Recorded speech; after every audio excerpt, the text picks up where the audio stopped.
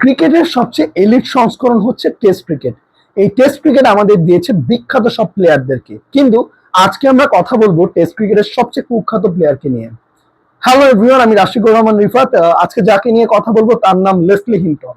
1905 সালে জামাইকায় জন্মানো এই প্লেয়ার মাত্র 6টি টেস্ট খেলেছিলেন এবং 16টি উইকেট পেয়েছিলেন। তাই তাকে আমাদের মনে রাখার কোনো কথাই না, কিন্তু আমরা তাকে মনে রেখেছি কারণ তিনি একমাত্র টেস্ট প্লেয়ার যিনি ফাঁসির দড়িতে ঝুলেছিলেন।